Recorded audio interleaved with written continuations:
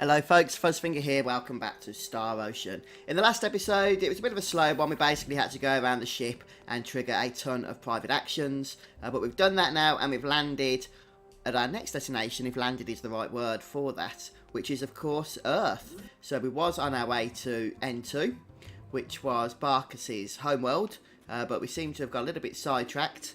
So welcome to the abandoned town here somewhere in America. And what we're going to start by doing is just getting a few treasures. Now, we don't have Limmel at the moment in the party, which means we can't actually see the treasures on the map. But I can pinpoint them for you, and then you can go and collect them. I mean, I'm not sure if the treasure skill can be given to other characters off the top of my head. So maybe Limmel doesn't have it on your game, but she does on mine. So there's a silver amulet there. And then we're just going to go around. Many of these buildings basically have treasures located around them. For example, this one here. And the treasure boxes themselves are kind of these storage boxes. And we're going to go back up to that house in the northeastern corner in a short while. For now, we're just going to grab this treasure and go inside the petrol station. Or the gas station, as it is colloquially called in the US, for our motor oil.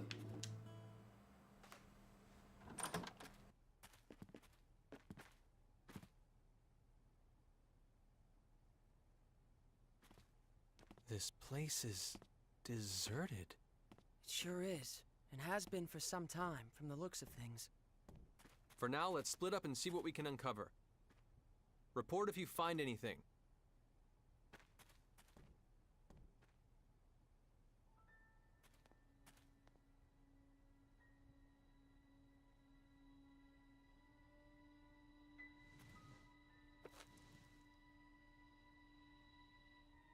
Huh?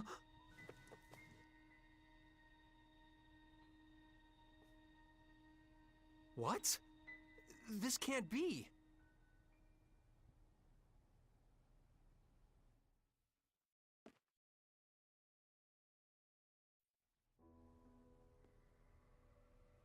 Judging from the color degradation caused by ultraviolet rays, I'd say it's been abandoned for about 3 years. I suppose that's not particularly important, but... Well, don't jump to conclusions, FaZe. If nothing else, I just figured out when we are. The date on this magazine is too faded to read, but there was an article inside that caught my attention.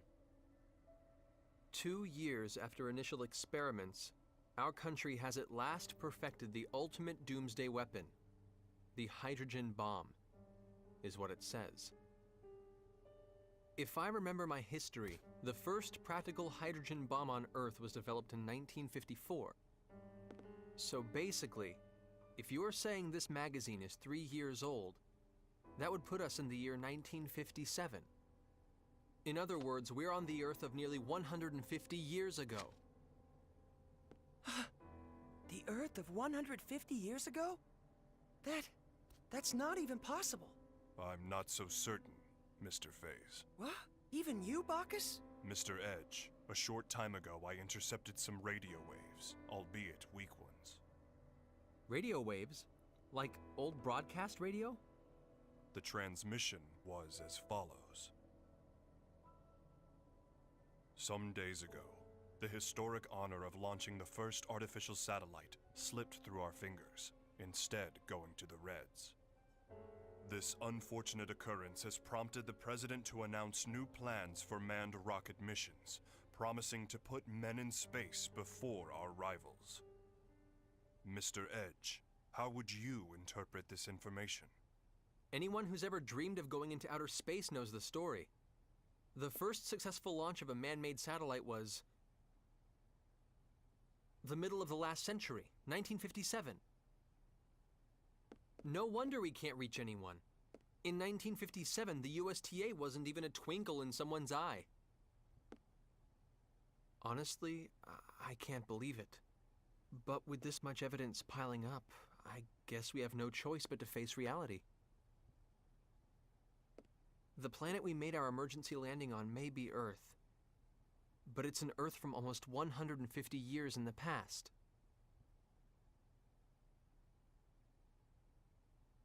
Didn't you mention this sort of thing before, Phase? An error in mid-warp that can cause a ship to end up in another time entirely? No, this situation is somewhat different. That was brought about by the distortion caused by warping within the space-time continuum. The dangers associated with it are nothing more than arriving earlier or later on the standard temporal axis. If the theory we're positing here is true, it would be time regression. And such a thing is absolutely not possible. Though, with the situation as it is, I hesitate to apply the term absolutely. If we posit that time regression has indeed occurred, it would mean we're now located in a space topologically distinct from that in which we were previously. In the current situation, I do not yet have enough information to say whether such a thing is even possible. But if the reality is that we now stand upon the past Earth, we have no choice but to accept it as fact. So, let me get this straight. We've been transported to the Earth of 150 years in the past.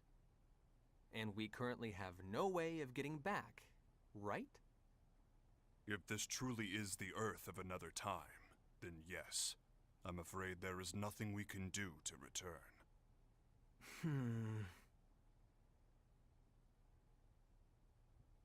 The only thing I can say for certain is this.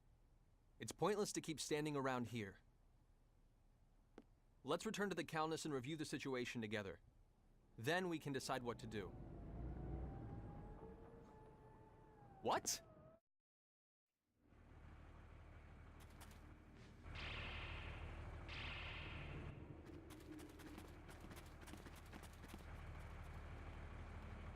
The Calnus! Damn it! When did they get here? They're quite well regulated. I suppose they must be soldiers of some sort. Even so, they've arrived much too quickly. They must have a base of operations nearby. It would seem this was more than just a ghost town. This isn't Let's Swap Theories time. Raimi and Limmel are still inside. Wait.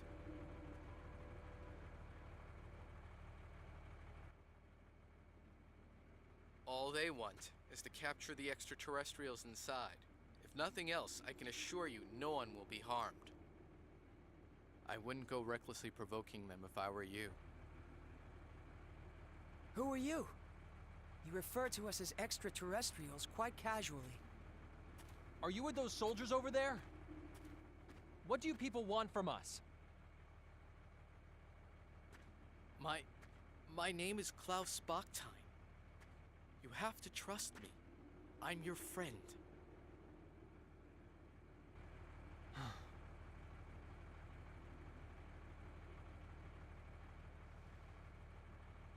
Mr. Bachstein, I must request an explanation. On what ground should we consider you to be our friend? Fair enough. But first we must find a better place to talk. You'll all be found if we stay here. You see the house with the red roof over there? That's my home. Come with me. I'll give you the details there. Edge, are you really going to trust him? We must keep in mind that this may be a trap. Or he might really want to help us. If nothing else, he presented himself to us unarmed. Besides, he has no idea who or what we are, yet he shows his back to us? That's not the kind of man I want to doubt. Thank you. That is very like Mr. Edge. Yes, I am truly no match for him.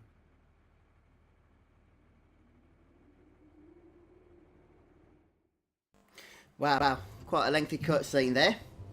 Anyhow, so once you've watched that, we don't want to leave the gas station just yet. There's a couple of things we can do back inside, including a private action, which we're going to want to get done so that we can get affinity levels sorted. But there's a chest, first of all, that we want to pick up there.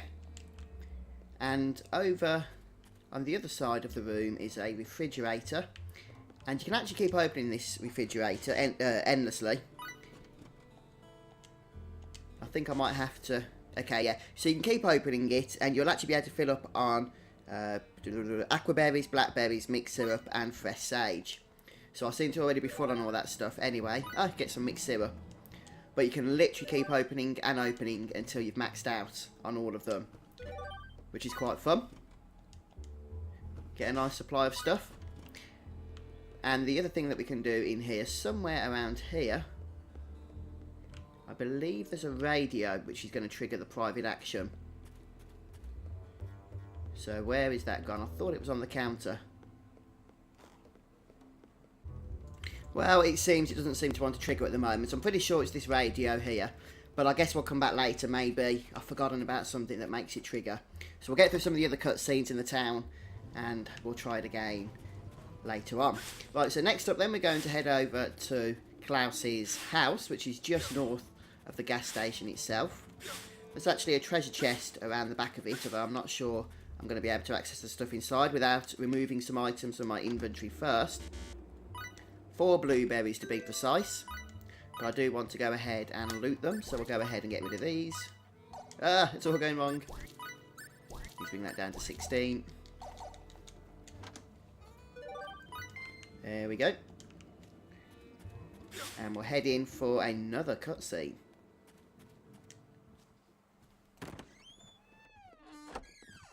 Edgy. Limmel? Good grief. Please don't scare us like that. For a moment, I thought it really was a trap. But still, what are you doing here, Limmel? Yeah. Weren't you staying in the Calnus? I'm sorry. It's all my fault. What exactly happened, Limmel? Klausy. Allow me to explain.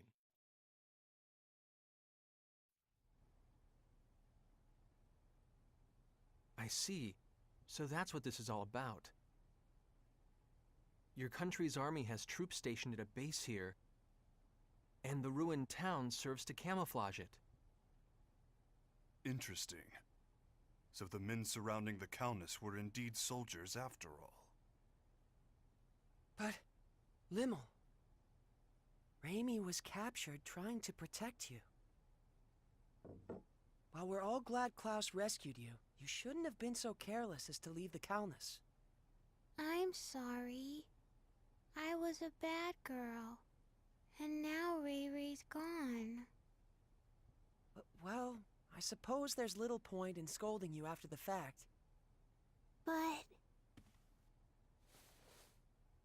If you're truly sorry about what happened, that's more than enough. Not even Raimi would be angry with you, Limmel. Edgy. Besides, I'm partially responsible for this myself. It was a mistake to split us up under conditions like these. I won't make that mistake again. Let's go, people. We're rescuing Raimi. It's nearly impossible to get into the base from outside. Why don't you leave this part to me? What do you mean? We'll pretend that I've apprehended you, and that I'm bringing you in. That should allow us to get inside without causing too much fuss. I see. Yes, that would certainly allow us to avoid unnecessary trouble. But one question remains. Which is? What exactly is your motive for assisting us? Forgive me, but you're far too knowledgeable about what's happening here. What if he hands us all over together? Are you that kind of man, Klaus? You have every right to doubt me. But even so, I want to help you. All right. In that case, I'll leave our method of entry into the base to you, Klaus. Edge! Klaus saved Limmel after all. And Limmel isn't the kind of girl who would get this close to someone who couldn't be trusted. But more than anything else, I trust him.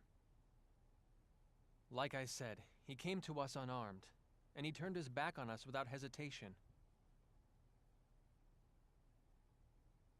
It would appear you have lost again, Mr. Phase. So it would appear indeed. Thank you. You may have already suspected this, but the truth is, I once worked at the base myself as a scientist. I was involved with research into a certain field. My field was extraterrestrials and the super technology they brought with them. Mr. Baktine, are you implying that the existence of extraterrestrials is known on this planet? Well, not by the public, of course. And that's exactly why the researchers must be having trouble controlling their excitement right about now. Why would that be? It's not very often they get their hands on an unscathed ship like your Calnus. Not to mention uninjured extraterrestrials. If they can understand your technology and make it their own, these people who once struggled in obscurity can suddenly become heroes. Two birds with one stone. Your super technology, their fame. They'll be able to go public. They do it without even stopping to consider how dangerous such advanced technology might be.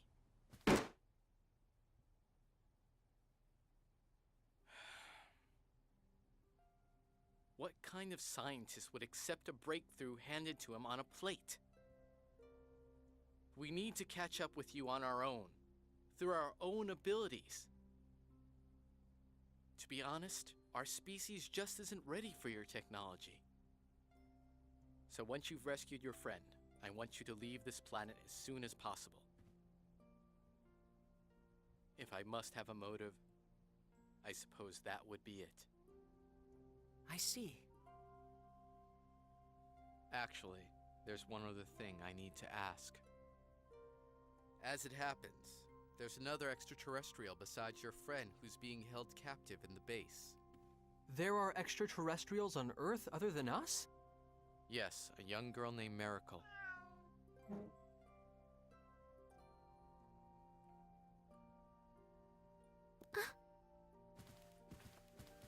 She has ears and a tail that look just like that cat's. You'll know her when you see her.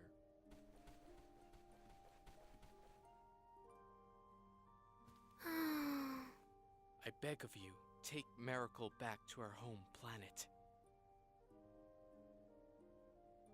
You have my word. We'll do our best to get her home. Thank you.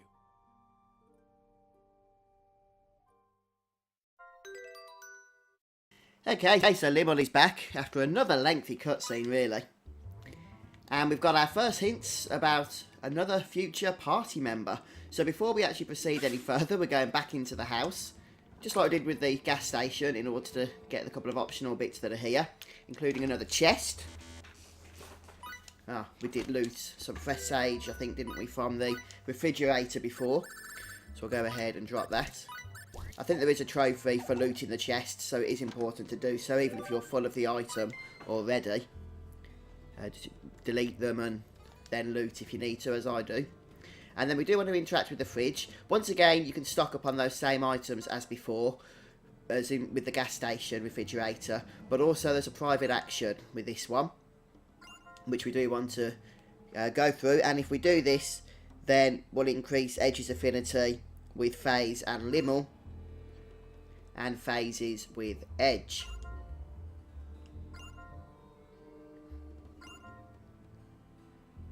So I'm just going to speed through this fairly quickly. You can pause if you want to read it, but I don't want the episode to go on for too long, although we're nearly done now, actually. We've got another sort of dungeony thing coming up, which is the research/military facility. It's not a big one, but we'll be doing that in the next episode. There's a cat you can talk to here. You can also pickpocket it as well. There it is. So you can actually choose some options here. I don't know what happens if you select the right options and continue the conversation, but I'll do it anyway. So it's the second option first of all.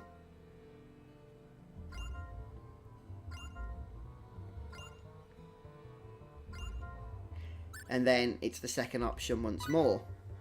Meow, meow, meow. And then it points to the refrigerator, which we've already looked at. So again, you can just loot stuff. I don't think you actually get anything from speaking to that cat apart from a bit of info to go and look at the fridge if you haven't already. And I don't believe there's anything exciting in here, just a, well, there's a save point. But I'm not too interested in that at the moment. There's another one coming up very soon. So we're going to make our way over now. We can't get too close to the Countess because the soldiers are guarding it. You can see the trucks and that located around it at this point. I'm just going to see if that private action is doable now that I couldn't do before in here. Ah, now it is. Okay, I knew there's a private action here. I just tried to start it at the wrong time, quite frankly. But now we've gone through all the other cutscenes, we can go ahead with it.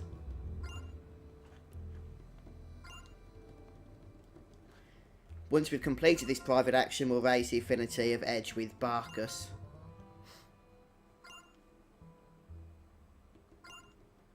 Again, we're just going to get through it.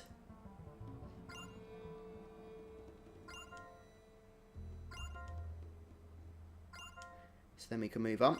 Some of the private actions can contain a lot of dialogue as well, can't they? Something we knew all too well from the last episode, I think.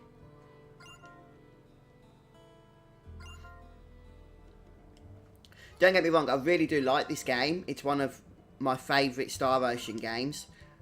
I just think one of the weaknesses of it is the way the story is presented. The cutscenes, in my opinion, are just, many cases are just too long. And the dialogue is too much as well. So once we've gone ahead and done those private actions, just make sure we opened all the chests. We did, except for the one that's in this fenced off area, which was closed off to us before. But now, as you can see, with Klaus, is now accessible.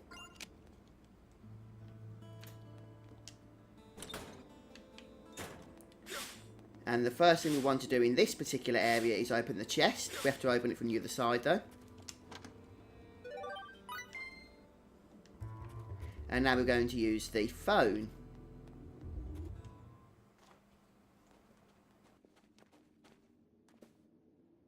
As per arrangements, from here on out I will hold onto your weapons and conceal myself.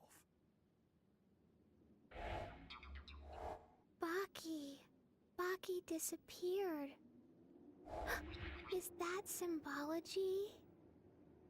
It's optical camouflage. Incredible to think such advanced technology has been perfected.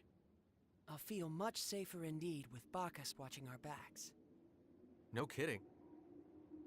Excuse me for just a moment. I need to call in.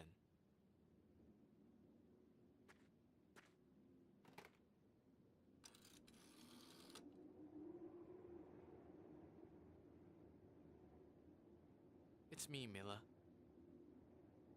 Yes, I'm getting by. I thought I might cooperate with you today.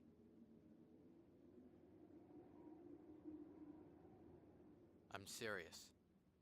Not being able to work convinced me that you were right. Think they know each other? Sounds that way to me. I brought a little something we can use to continue our research together. That's right. I'd like permission to enter. A03. Understood. Get the entrance, would you?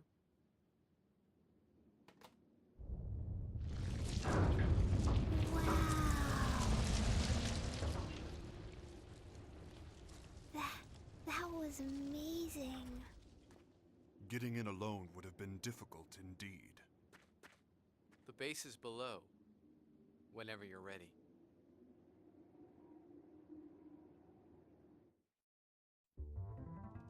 Right then guys, well I'm going to finish off here after that cutscene.